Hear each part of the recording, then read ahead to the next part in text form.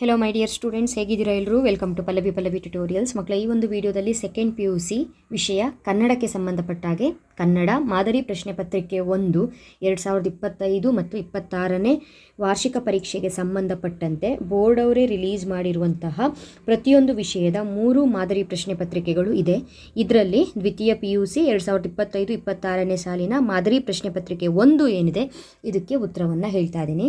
So ಉತ್ತರವನ್ನು ಹೇಳೋದಕ್ಕಿಂತ ಮುಂಚೆ ನಿಮಗೆ ನೀಲನಕ್ಷೆ ಏನು ಬಿಟ್ಟಿದ್ದಾರೆ, ಬ್ಲೂ ಪ್ರಿಂಟ್ ಏನು ಬಿಟ್ಟಿದ್ದಾರೆ, ಇದ್ರ ಬಗ್ಗೆ ನೀವು ಸಾಕಷ್ಟು ಗಮನ ಹರಿಸಬೇಕು. ಯಾಕಂತ ಹೇಳಿದ್ರೆ ಕನ್ನಡ ವಿಷಯದಲ್ಲಿ ಓದುವಾಗ ನೀವು ಕರೆಕ್ಟಾಗಿ ಪದ್ಯ ಭಾಗ, ಗದ್ಯ ಭಾಗ, ದೀರ್ಘ ಗದ್ಯ, ಭಾಷಾಭ್ಯಾಸಕ್ಕೆ ಸಂಬಂಧಪಟ್ಟಂತೆ ಯಾವ ರೀತಿಯಾಗಿ ನಿಮಗೆ ಅಂಕಗಳು ಡಿವೈಡ್ ಆಗಿದೆ, ವಿಭಜನೆ ಆಗಿದೆ, ಯಾವುದ್ರ ಮೇಲೆ ಜಾಸ್ತಿ ಫೋಕಸ್ ಮಾಡಬೇಕು ಅನ್ನೋದ್ರ ಬಗ್ಗೆ ವಿಚಾರ ತಿಳ್ಕೊಂಡು ನೀವು ಓದಬೇಕಾಗತ್ತೆ.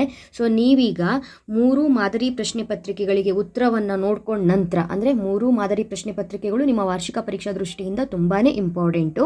ಇದರ ಜೊತೆಗೆ ಈ ಹಿಂದಿನ ವರ್ಷ ನಿಮ್ಮ ಸೀನಿಯರ್ಸ್ ಏನು 2024-25ರಲ್ಲಿ ವಾರ್ಷಿಕ ಪರೀಕ್ಷೆ ಬರೆದಿದ್ರಲ್ಲ, ಆ ಒಂದು ವರ್ಷದ ವಾರ್ಷಿಕ ಪರೀಕ್ಷಾ ಪ್ರಶ್ನೆ ಪತ್ರಿಕೆಯನ್ನು ನೋಡ್ಕೊಳ್ಬೇಕು. ಅದರ ಹಿಂದಿನ ವರ್ಷದ ಒಂದು 2023-24ನೇ ಇಸ್ವಿಯಲ್ಲಿ ನಡೆದಿರುವಂತಹ ವಾರ್ಷಿಕ ಪರೀಕ್ಷೆಯ ಪ್ರಶ್ನೆ ಪತ್ರಿಕೆಯಲ್ಲಿ ಬಂದಿರುವಂಥ ಪ್ರಶ್ನೆಗಳನ್ನ ನೋಡ್ಕೊಳ್ಬೇಕು. ನಿಮ್ಮ ಮಾದರಿ ಪ್ರಶ್ನೆ ಪತ್ರಿಕೆಗಳು ಮುಗಿದ ನಂತರ ಕನ್ನಡದಲ್ಲಿ ಇಂಪಾರ್ಟೆಂಟ್ ಪ್ರಶ್ನೆಗಳು ಯಾವುದು ಅನ್ನೋದನ್ನು ನಾನು ಹೇಳ್ತಾ ಹೋಗ್ತೀನಿ. ಅದು 2 ಅಂಕದ್ದಾಗಿರಬಹುದು, 3 ಅಂಕದ್ದಾಗಿರಬಹುದು, ಅಥವಾ 4 ಅಂಕದ ಪ್ರಶ್ನೆಗಳಾಗಿರಬಹುದು, ಸಂದರ್ಭಗಳಾಗಿರ್ಬೋದು. ಇವೇ ದೊಡ್ಡ ಪ್ರಶ್ನೆಗಳು. ಈ ಪ್ರಶ್ನೆಗಳು ಯಾವುದು ಇಂಪಾರ್ಟೆಂಟು, ಯಾವ ಪದ್ಯದಲ್ಲಿ ಓದ್ಕೊಳ್ಬೇಕು, ಯಾವ ಗದ್ಯದಲ್ಲಿ ಓದ್ಕೊಳ್ಬೇಕು, ಕೃಷ್ಣೇಗೌಡನ ಆನೆ ದೀರ್ಘ ಗದ್ಯದಲ್ಲಿ ಬರುವಂತಹ ಪ್ರಶ್ನೆಗಳು ಯಾವುದು ಅನ್ನೋದ್ರ ಬಗ್ಗೆ ಇಂಪಾರ್ಟೆಂಟ್ ಆಗಿ ಡೀಟೇಲ್ ಒಂದು ವೀಡಿಯೋಸ್ಗಳನ್ನ ನಾನು ಮಾಡಿ ಅಪ್ಲೋಡ್ ಮಾಡ್ತೀನಿ. ಓಕೆ ಅಲ್ವಾ? ಸೊ ಇವಾಗ ಮಾದರಿ ಪ್ರಶ್ನೆ ಪತ್ರಿಕೆಗೆ ಉತ್ತರವನ್ನು ಹೇಳೋದಕ್ಕಿಂತ ಮುಂಚೆ ಇದಿಷ್ಟು ನಿಮಗೆ ವಿಷಯ ಗೊತ್ತಿರಲಿ. ಪದ್ಯ ಭಾಗದ ಮೇಲೆ 43 ಅಂಕಗಳ ಪ್ರಶ್ನೆಗಳು ನಿಮಗೆ ಆ್ಯನುವಲ್ ಎಕ್ಸಾಮಿಗೆ ಬರುತ್ತೆ. ಎಷ್ಟು? ಪದ್ಯ ಭಾಗದ ಮೇಲೆ 43 ಅಂಕಗಳ ಪ್ರಶ್ನೆಗಳು ಬರುತ್ತೆ. ಅದೇ ರೀತಿಯಾಗಿ ಗದ್ಯ ಭಾಗದಲ್ಲಿ 32 ಅಂಕದ ಪ್ರಶ್ನೆಗಳು ಬರುತ್ತೆ. ಗದ್ಯ ಭಾಗದಲ್ಲಿ 32 ಅಂಕದ ಪ್ರಶ್ನೆಗಳು. ಇದರಲ್ಲಿ ಯಾವುದು ಇಂಪಾರ್ಟೆಂಟು? ಫಾರ್ ಎಕ್ಸಾಂಪಲ್, ಇವಾಗ ವಾಲ್ಪಾರೆ ಅಭಿವೃದ್ಧಿ ತಂದ ದುರಂತ ಆಗಿರಬಹುದು, ಅಥವಾ ದಣಿಗಳ ಬೆಳ್ಳಿ ಲೋಟ ಆಗಿರಬಹುದು. ಈ 2 ಅಧ್ಯಾಯದ ಮೇಲೆ 4 ಅಂಕದ ಪ್ರಶ್ನೆಗಳು ಬರುತ್ತೆ. ಒಂದೇ ಪ್ರಶ್ನೆಗೆ ಉತ್ತರವನ್ನು ನೀವು ಬರಿಬೇಕು. ದಣಿಗಳ ಬೆಳ್ಳಿ ಲೋಟ ಒಂದು ಕರೆಕ್ಟಾಗಿ ಓದ್ಕೊಂಡ್ರೆ ಅದರಲ್ಲಿ ಬರದೆ 3 ಪ್ರಶ್ನೆ, ಅಲ್ಲಿಗೆ 4 ಅಂಕಗಳು ಗ್ಯಾರಂಟಿ. ಈ ರೀತಿಯಾಗಿ ನೀವು ಬ್ಲೂ ಪ್ರಿಂಟನ್ನು ಅನಲೈಸ್ ಮಾಡಿ ಓದಬೇಕಾಗತ್ತೆ. ಅದು ಹೇಗೆ ಅನ್ನೋದನ್ನು ನೆಕ್ಸ್ಟ್ ನಾನು ನಿಮಗೆ ಹೇಳ್ತೀನಿ.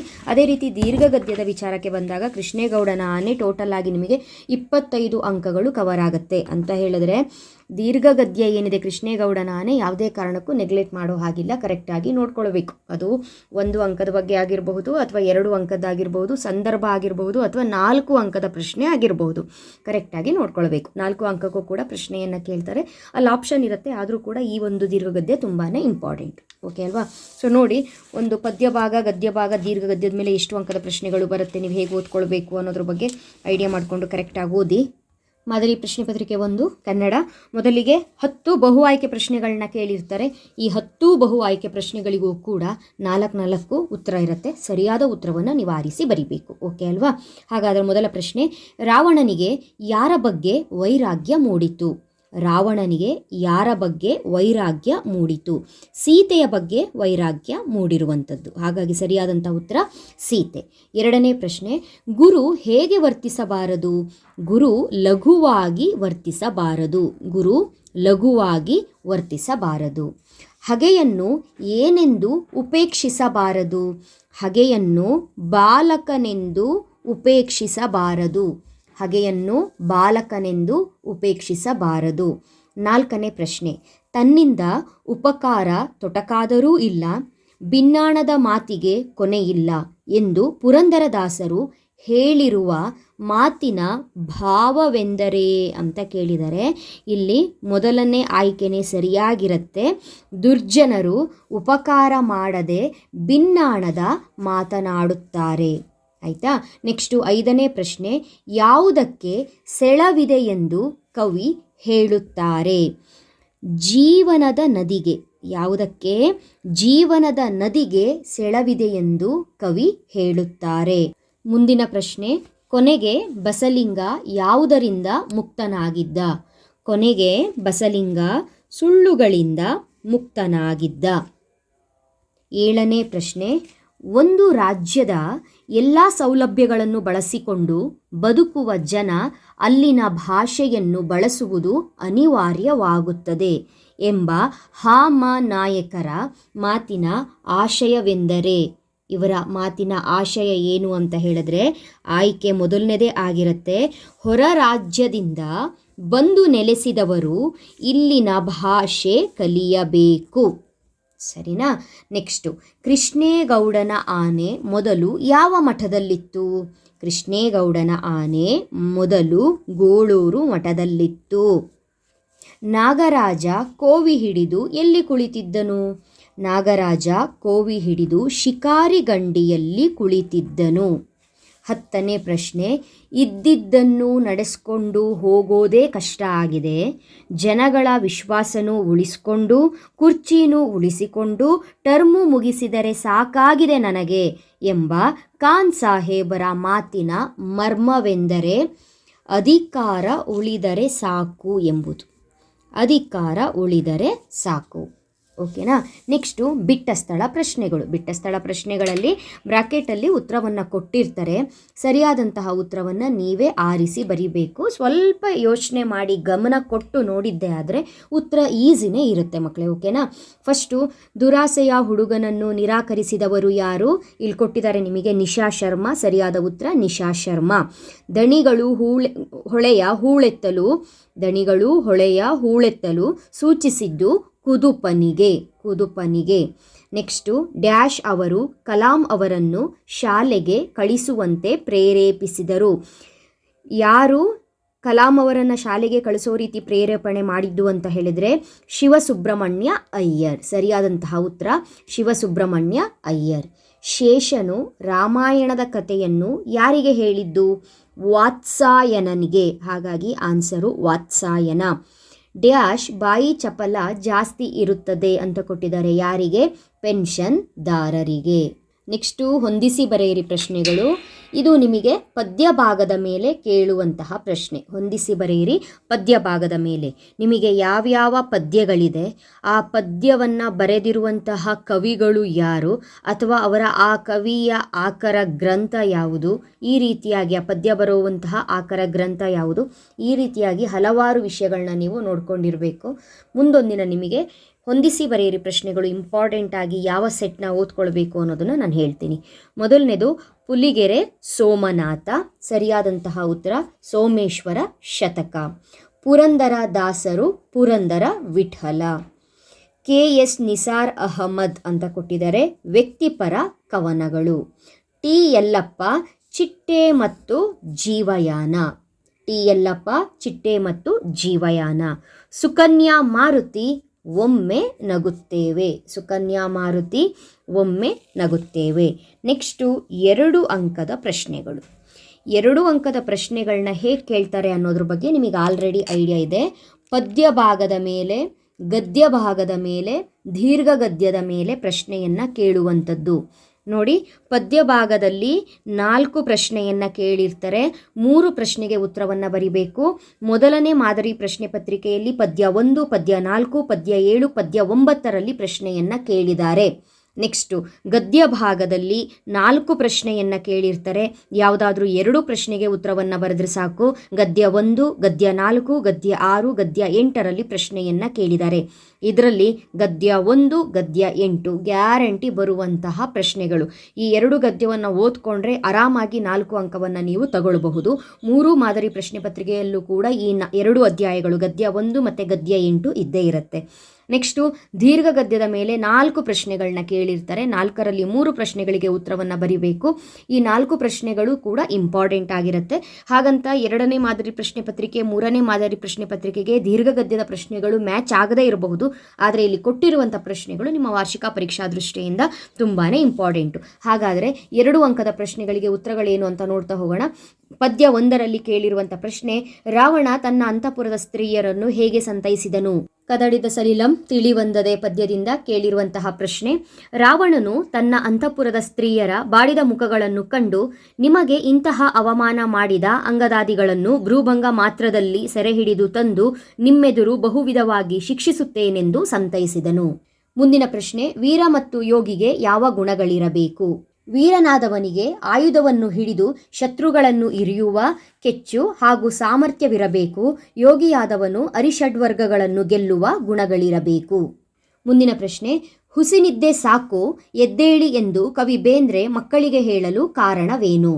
ಬೆಳಗು ಜಾವ ಪದ್ಯದ ಮೇಲೆ ಕೇಳಿರುವಂತಹ ಪ್ರಶ್ನೆ, ಮನುಷ್ಯನಿಗೆ ಬದುಕಿನ ಬೆಳಗು ಜಾವವೆಂದರೆ ಯೌವನ.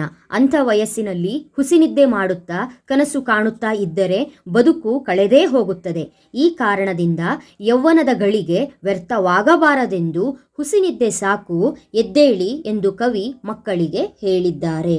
ಪದ್ಯಭಾಗದ ಕೊನೆ 2 ಅಂಕದ ಪ್ರಶ್ನೆ, ಶಿಲುಬೆಗೇರಿಸಿದವರ ಗುಣಗಳು ಇಂದು ಯಾವ ವೇಷ ತಾಳಿವೆ? ಶಿಲುಬೆ ಏರಿದ್ದಾನೆ ಎನ್ನುವಂತಹ ಒಂದು ಪದ್ಯಭಾಗದಿಂದ ಕೇಳಿರುವಂತಹ ಪ್ರಶ್ನೆ. ಶಿಲುಬೆಗೇರಿಸಿದ ಗುಣಗಳು ವೇಷ ಮರೆಸಿದ ಕೇಡುಗಳಾಗಿವೆ. ಅವರ ಕೇಡುಗಳಿಂದು ರೈಫಲ್ಲು, ಟ್ಯಾಂಕ್, ಬಾಂಬ್, ಗ್ರನೇಡ್ಗಳ ರೂಪವನ್ನು ತಾಳಿವೆ. ನೆಕ್ಸ್ಟು ಗದ್ಯಮಾಗದ ಮೇಲೆ ಕೇಳಿರುವಂತಹ 2 ಅಂಕದ ಪ್ರಶ್ನೆಗಳು. ಡಾಕ್ಟರ್ ಚಂದ್ರಪ್ಪ ಬಸಲಿಂಗನಿಗೆ ಡಾಕ್ಟರ್ ತಿಮ್ಮಪ್ಪನವರ ಬಗ್ಗೆ ನೀಡಿದ ಅಭಿಪ್ರಾಯವೇನು? ಮುಟ್ಟಿಸಿಕೊಂಡವನು ಗದ್ಯ ಏನಿದೆ, ಈ ಗದ್ಯದ ಮೇಲೆ ಕೇಳಿರುವಂತಹ ಪ್ರಶ್ನೆ. ಡಾಕ್ಟರ್ ಚಂದ್ರಪ್ಪನವರು ಡಾಕ್ಟರ್ ತಿಮ್ಮಪ್ಪನವರಿಂದ ಆಗದ ಕೆಲಸ ನನ್ನಂಥವರಿಂದ ಸಾಧ್ಯವಿಲ್ಲ. ನಮ್ಮ ವೈದ್ಯಲೋಕ ಬಲ್ಲ ಅತ್ಯಂತ ಪ್ರಾಮಾಣಿಕ ಪ್ರತಿಭಾವಂತ ಡಾಕ್ಟರ್ ತಿಮ್ಮಪ್ಪ. ಈ ಕಣ್ಣಿನ ರೋಗ ಅವರ ವಲಯಕ್ಕೆ ಸೇರಿದ್ದು. ನೀನು ಅವರನ್ನು ನೋಡಿದರೆ ಮಾತ್ರ ಇರುವ ಒಂದು ಕಣ್ಣು ಉಳಿಯುತ್ತೆ ಎಂದು ಬಸಲಿಂಗನಿಗೆ ತಿಮ್ಮಪ್ಪನವರ ಬಗ್ಗೆ ಹೇಳಿದರು. ಮುಂದಿನ ಪ್ರಶ್ನೆ, ತ್ರಿಭಾಷಾ ಸೂತ್ರದ ಬಳಕೆ ಹೇಗಿರಬೇಕು? ಕನ್ನಡವನ್ನು ಕಟ್ಟುವ ಕೆಲಸ ಗದ್ಯದಿಂದ ಆಯ್ಕೆ ಮಾಡಿರುವಂತಹ ಪ್ರಶ್ನೆ. ತ್ರಿಭಾಷಾ ಸೂತ್ರದ ಬಳಕೆ ಕೇಂದ್ರ ಸರ್ಕಾರದ ಎಲ್ಲ ಸೂಚನೆಗಳು, ಎಲ್ಲ ಫಾರಂಗಳು, ಎಲ್ಲ ಬರವಣಿಗೆಯ ವ್ಯವಹಾರಗಳು ಕ್ರಮವಾಗಿ ಪ್ರಾದೇಶಿಕ ಭಾಷೆ ಹಿಂದಿ ಮತ್ತು ಇಂಗ್ಲಿಷ್ಗಳಲ್ಲಿರಬೇಕು.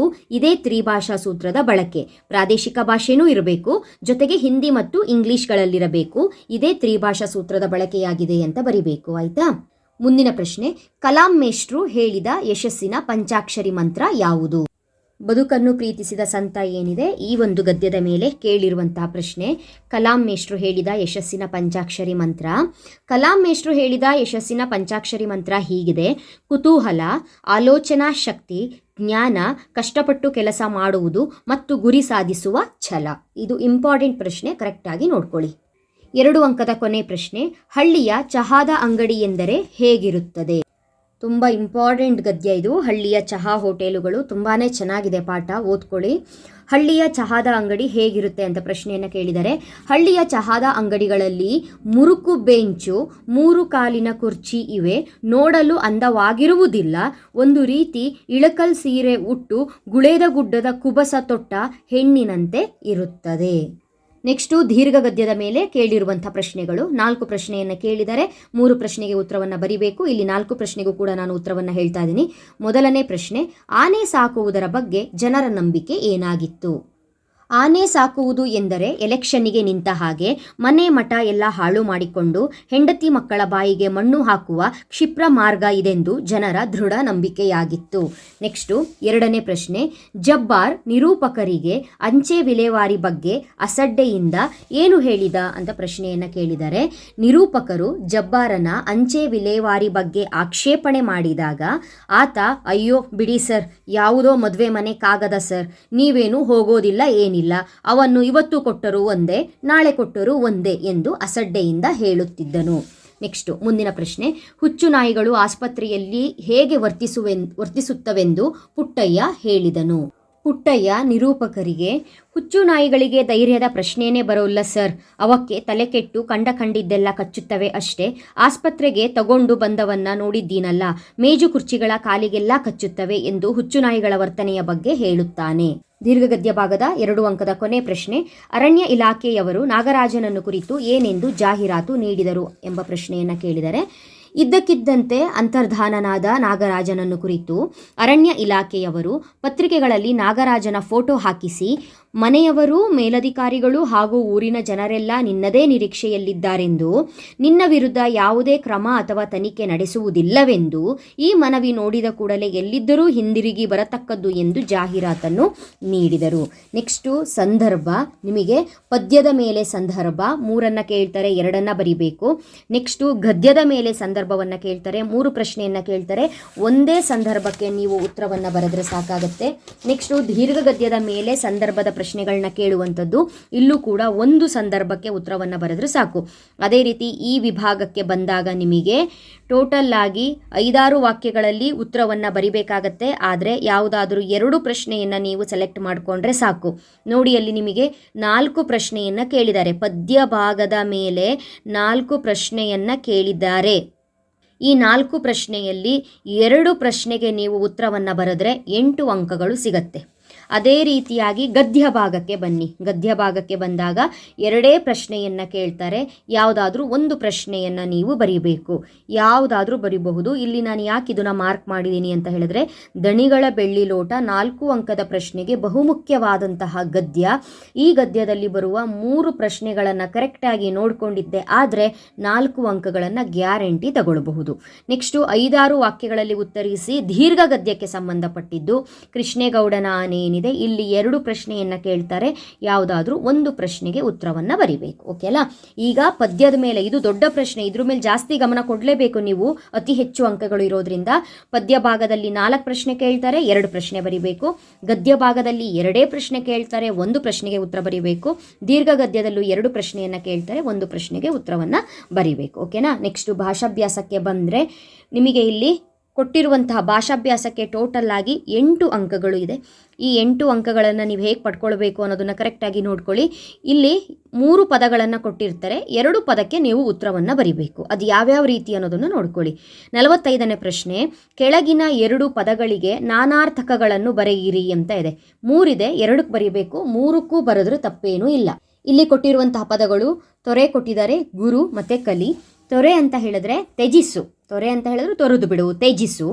ಬಿಡು, ಬಿಡು ಅಂತಲೂ ಆಗುತ್ತೆ. ತೊರೆ ಅಂತ ಹೇಳಿದ್ರೆ ನದಿ. ಗುರು ಅಂತ ಹೇಳಿದ್ರೆ ಶಿಕ್ಷಕ ಅಥವಾ ಗ್ರಹದ ಹೆಸರು. ಗುರು ಅಂತ ಹೇಳಿದ್ರೆ ಶಿಕ್ಷಕ ಅಥವಾ ಗ್ರಹದ ಹೆಸರು. ಕಲಿ ಅಂತ ಹೇಳಿದ್ರೆ ತಿಳಿ. ಕಲಿ ಅಂತ ಹೇಳಿದ್ರೆ ತಿಳಿ ಅಥವಾ ಅರಿತುಕೊಳ್ಳು. ನೆಕ್ಸ್ಟು ಮುಂದಿನ 46ನೇ ಪ್ರಶ್ನೆ, 2 ಪದಗಳಿಗೆ ಗುಣವಾಚಕಗಳನ್ನು ಬರೆಯಿರಿ ಅಂತ ಕೊಟ್ಟಿದ್ದಾರೆ.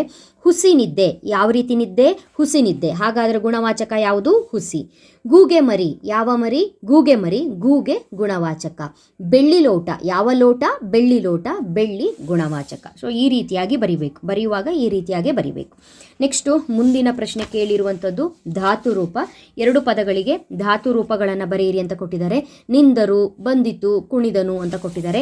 ನಿಂದರು ಅಂತ ಹೇಳಿದ್ರೆ ನಿಲ್ಲು, ಬಂದಿತು ಅಂತ ಹೇಳಿದ್ರೆ ಬರು, ಕುಣಿದನು ಅಂತ ಏನಿದೆ ಕುಣಿ. ಇದರಲ್ಲಿ ಇವು ಧಾತು ರೂಪಗಳು. ನಿಂದರುವಲ್ಲಿ ನಿಲ್ಲು ಧಾತು ರೂಪ, ಬಂದಿತುವಲ್ಲಿ ಬರು ಧಾತು ರೂಪ, ಕುಣಿದನುವಲ್ಲಿ ಕುಣಿ ಧಾತು ರೂಪ ಆಗಿರುತ್ತೆ. ನೆಕ್ಸ್ಟು ಕಾಲವನ್ನು ತಿಳಿಸಿ, ಕ್ರಿಯಾಪದಗಳ ಕಾಲವನ್ನು ತಿಳಿಸಿ ಅಂತ ಕೇಳಿದ್ದಾರೆ. ನೋಡಿ, ಹಾಡುವಳು, ಕೇಳುತ್ತಾರೆ, ಹೋದರು. ಒಂದು ನೆನ್ಪಿಟ್ಕೊಳ್ಳಿ, ಹಾಡುವಳು ವಾ ಬಂದಿದೆ. ಓಕೆ ಅಲ್ವಾ? ವಾ ಬಂತು ಅಂತ ಹೇಳಿದ್ರೆ ಅದು ಭವಿಷ್ಯತ್ ಕಾಲ. ಕೇಳುತ್ತಾರೆ, ಉತ್ತ, ಕೇಳುತ್ತಾ, ಉತ್ತ ಅನ್ನುವಂತಹ ಒಂದು ಪದ ಬಂತು ಅಂತ ಹೇಳಿದ್ರೆ ಅದು ವರ್ತಮಾನ ಕಾಲ. ಹೋದರು, ಹೋದರು ಅಂತ ಇದೆ. ಹೋದರು ಅಲ್ಲಿ ದಾ ಬಂತು ಅಂತ ಹೇಳಿದ್ರೆ ಅದು ಭೂತಕಾಲ. ಸೊ ಉತ್ತರವನ್ನು ಬರೆಯುವಾಗ ಹಾಡುವಳು ಭವಿಷ್ಯತ್ ಕಾಲ, ನೆಕ್ಸ್ಟು ಕೇಳುತ್ತಾರೆ ವರ್ತಮಾನ ಕಾಲ, ಹೋದರು ಭೂತಕಾಲ. ನೀವು ಈ ಒಂದು 3 ಪದನ ನೆನಪಿಟ್ಕೊಂಡ್ರೆ ಅದು ಯಾವ ಕಾಲ ಅನ್ನೋದನ್ನು ಈಸಿಯಾಗಿ ಕಂಡುಹಿಡಿಬೋದು. 2 ಅಂಕನ ತಗೋಬಹುದು. ಕೊಟ್ಟಿರುವಂಥ ಪದದಲ್ಲಿ ದ ಉಚ್ಚಾರ ಬಂದರೆ ಭೂತಕಾಲ, ಉತ್ತ ಉಚ್ಚಾರ ಬಂದರೆ ವರ್ತಮಾನ ಕಾಲ, ವ ಉಚ್ಚಾರ ಬಂದರೆ ಭವಿಷ್ಯತ್ ಕಾಲ. ನೆಕ್ಸ್ಟು ವಿಭಕ್ತಿಯನ್ನು ಗುರುತಿಸಿ ಅಂತ ಹೇಳಿಕೊಂಡು 3 ಪದವನ್ನು ಕೇಳಿದರೆ ಕೆಳಗಿನ 2 ಪದಗಳ ವಿಭಕ್ತಿಗಳನ್ನು ಹೆಸರಿಸಿ. ದೂರದೋಳ್ ಮನೆಗೆ ವಲ್ಲಭನ, ದೂರದೋಳ್ ಓಳ್ ಹಳೆಗನ್ನಡ ಕೊಟ್ಟಿದ್ದಾರೆ. ದೂರದೋಳ್ ಸಪ್ತಮಿ ವಿಭಕ್ತಿ, ಮನೆಗೆ ಗೆ ಚತುರ್ಥಿ ವಿಭಕ್ತಿ, ವಲ್ಲಭನ ನ ಅಂದರೆ ಆ ಅಂತ ಆಗುತ್ತೆ ಷಷ್ಠಿ ವಿಭಕ್ತಿ. ನೆಕ್ಸ್ಟು ತದ್ಭವ ರೂಪ ಬರೆಯಿರಿ ಅಂತ 3 ಪದಗಳನ್ನ ಕೊಟ್ಟಿದ್ದಾರೆ. ಶ್ರೀ, ಶಿರ, ರಾಯ ಅಂತ ಕೊಟ್ಟಿದ್ದಾರೆ. ಶ್ರೀಗೆ ಸಿರಿ, ಶಿರ ಸಿರ, ರಾಯ ರಾಜ. ಓಕೆ ಅಲ್ವಾ. ನೆಕ್ಸ್ಟು ನಿಮಗೆ ಪ್ರಬಂಧ 4 ಅಂಕಕ್ಕೆ 2 ಪ್ರಬಂಧವನ್ನು ಕೊಟ್ಟಿರ್ತಾರೆ. ಒಂದಕ್ಕೆ ನೀವು ಪ್ರಬಂಧವನ್ನು ಬರೀಬೇಕು. 4 ಅಂಕಗಳು ಇರುತ್ತೆ. ಪ್ರಬಂಧವನ್ನು ಬರೆಯುವಾಗ ನಿಮಗೆ ಅಲ್ಲಿ ಏನು ಪ್ರಬಂಧದ ವಿಷಯವನ್ನು ಕೊಟ್ಟಿದ್ದಾರೆ ಆ ವಿಷಯಕ್ಕೆ ಸಂಬಂಧಪಟ್ಟಂತೆ ಪೀಠಿಕೆಯಿಂದ ಹಿಡಿದು ಬರೀಬೇಕಾಗತ್ತೆ. ಪೀಠಿಕೆ ಆಗಿರ್ಬೋದು, ಒಳ ಅರ್ಥ, ಹೊರ ಅರ್ಥ, ವಿಷಯ ನಿರೂಪಣೆ ಆಗಿರ್ಬೋದು, ಅಥವಾ ಅದರಿಂದ ಅನುಕೂಲ ಅನಾನುಕೂಲ ಇದ್ದರೆ ಕೊನೆಗೆ ಉಪಸಂಹಾರ, ಈ ರೀತಿಯಾಗಿ ಪ್ಯಾಟ್ರನ್ನಲ್ಲಿ ಬರೀಬೇಕು. ನೆಕ್ಸ್ಟು ಒಂದು ಪತ್ರವನ್ನು ಕೇಳ್ತಾರೆ. 2 ಪತ್ರಗಳಿರುತ್ತೆ. ಅದರಲ್ಲಿ ಒಂದು ಪತ್ರವನ್ನು ನೀವು ಬರೆದ್ರೆ ಸಾಕು. ಯಾವ ಪತ್ರ ನಿಮಗೆ ಈಸಿ ಆಗುತ್ತೋ ಅದನ್ನು ಬರೀಬಹುದು. ಇಲ್ಲಿ ರಸ್ತೆ ದುರಸ್ತಿ ಮಾಡಿಕೊಡುವಂತೆ ಕೋರಿ ಜಿಲ್ಲಾಧಿಕಾರಿಗಳಿಗೆ ಒಂದು ಪತ್ರ ಬರೆಯಿರಿ ಅಂತ ಕೂಡ ಕೇಳಿದ್ದಾರೆ. ಇದು ಈಸಿಯಾಗೇ ಇದೆ. ಕನ್ನಡ ರಾಜ್ಯೋತ್ಸವದ ಕುರಿತು ನಿಮ್ಮ ಗೆಳೆಯ ಗೆಳತಿಗೆ ಒಂದು ಪತ್ರವನ್ನು ಬರೆಯಿರಿ ಅಂತ ಕೇಳಿದ್ದಾರೆ. ಇದು ಕೂಡ ಈಸಿಯಾಗೇ ಇದೆ. ಪತ್ರದ ಪ್ಯಾಟ್ರನ್ ಯಾವ ರೀತಿಯಾಗಿ ಬರೀಬೇಕು ಅನ್ನುವಂಥ ನಾಲೆಡ್ಜ್ ಆಲ್ರೆಡಿ ನಿಮಗಿದೆ. ಸೊ ಆ ಪ್ಯಾಟ್ರನ್ನಲ್ಲೇ ಬರೀಬೇಕಾಗುತ್ತೆ. ಯಾವುದಾದ್ರು ಒಂದು ಪತ್ರವನ್ನು ಬರೀರಿ. ಸೊ ಇದಿಷ್ಟು ಕೂಡ ಮಾದರಿ ಪ್ರಶ್ನೆ ಪತ್ರಿಕೆ 1ಕ್ಕೆ ಸಂಬಂಧಪಟ್ಟಂತೆ ಉತ್ತರಗಳು. ನಾನು ಆಲ್ರೆಡಿ ಹೇಳಿದಾಗೆ ನಿಮಗೆ ಕೇಳುವಂಥ ಪ್ರಶ್ನೆಗಳು ಪದ್ಯ, ಗದ್ಯ, ದೀರ್ಘಗದ್ಯ 3ರ ಮೇಲೂ ಇರೋದ್ರಿಂದ ಸಂದರ್ಭ ಸಹಿತ ಪ್ರಶ್ನೆಗಳಾಗಿರ್ಬೋದು, 4 ಅಂಕದ ಬಹುಮುಖ್ಯ ಪ್ರಶ್ನೆಗಳಾಗಿರ್ಬೋದು, ಯಾವ ರೀತಿಯಾಗಿ ಕೇಳ್ತಾರೆ ಅನ್ನೋದನ್ನು ನಾನು ನಿಮಗೆ ನೆಕ್ಸ್ಟ್ ಮುಂದಿನ ದಿನಗಳಲ್ಲಿ ತಿಳಿಸ್ತೀನಿ. ಈಗ ಸದ್ಯಕ್ಕೆ ಮಾದರಿ ಪ್ರಶ್ನೆ ಪತ್ರಿಕೆ 1 ಮುಗಿತು. ಮಾದರಿ ಪ್ರಶ್ನೆ ಪತ್ರಿಕೆ 2ಕ್ಕೆ ಸಂಬಂಧಪಟ್ಟಾಗೆ ಏನೇನು ಪ್ರಶ್ನೆಗಳನ್ನ ಕೇಳಿದ್ದಾರೆ, ಇದಕ್ಕೆ ಉತ್ತರಗಳೇನು, ಮೊದಲ ಪತ್ರಿಕೆಯಂತೆ 2ನೇ ಪತ್ರಿಕೆಯಲ್ಲೂ ಸೇಮ್ ಪದ್ಯ ಸೇಮ್ ಗದ್ಯದ ಮೇಲೆ ಪ್ರಶ್ನೆಯನ್ನು ಕೇಳಿದಾರಾ, ಯಾವುದಾದ್ರೂ ಪ್ರಶ್ನೆ ರಿಪೀಟ್ ಆಗಿದೆಯಾ, ಈ ಎಲ್ಲ ವಿಚಾರಗಳನ್ನು ಮುಂದಿನ ವಿಡಿಯೋದಲ್ಲಿ ನೋಡೋಣ. ಸೊ 2ನೇ ಮಾದರಿ ಪ್ರಶ್ನೆ ಪತ್ರಿಕೆಯ ಉತ್ತರಗಳು ಬಂದ ತಕ್ಷಣ ನೋಟಿಫಿಕೇಶನ್ ಬರಬೇಕು ಅಂತ ಹೇಳಿದ್ರೆ ಜಸ್ಟ್ ಸಿಂಪಲ್ ನಮ್ಮ ಚಾನಲ್ ಪಲ್ಲವಿ ಟ್ಯುಟೋರಿಯಲ್ಸ್ನ ಸಬ್ಸ್ಕ್ರೈಬ್ ಮಾಡಿಕೊಂಡು ಆಲ್ ಬಟನ್ನ ಕ್ಲಿಕ್ ಮಾಡ್ಕೊಂಡ್ರಾಯ್ತು. ವೀಡಿಯೋಸ್ಗಳು ಬಂದ ತಕ್ಷಣ ನೋಟಿಫಿಕೇಶನ್ ಬರುತ್ತೆ ಮಕ್ಕಳೇ. ಓಕೆನಾ. Thank you. All the best. ಚೆನ್ನಾಗಿ ಓದ್ಕೊಳ್ಳಿ, ಚೆನ್ನಾಗಿ ಪ್ರಿಪೇರ್ ಆಗಿ. ಸಮಯ ಆದಷ್ಟು ಕಡಿಮೆ ಇದೆ. ಮಾದರಿ ಪ್ರಶ್ನೆ ಪತ್ರಿಕೆಗಳ ಕೆಲಸ ಎಲ್ಲ ಮುಗಿದ ನಂತರ ನಿಮಗೆ 1 ಅಂಕ, 2 ಅಂಕ ಅಥವಾ 4 ಅಂಕ, ಸಂದರ್ಭ, ಭಾಷಾಭ್ಯಾಸ ಎಲ್ಲ ಬಹುಮುಖ್ಯ ಪ್ರಶ್ನೆಗಳು ಯಾವುದು ಓದ್ಕೊಳ್ಬೇಕು ಅನ್ನೋದನ್ನು ಸ್ಟೆಪ್ ಬೈ ಸ್ಟೆಪ್ ವೀಡಿಯೋಸ್ಗಳನ್ನ ಮಾಡಿ ಅಪ್ಲೋಡ್ ಮಾಡ್ತೀನಿ. ಓಕೆನಾ. ಅಲ್ಲಿವರೆಗೂ ಚೆನ್ನಾಗಿ ಓದ್ಕೊಳ್ಳಿ. Thank you. All the best.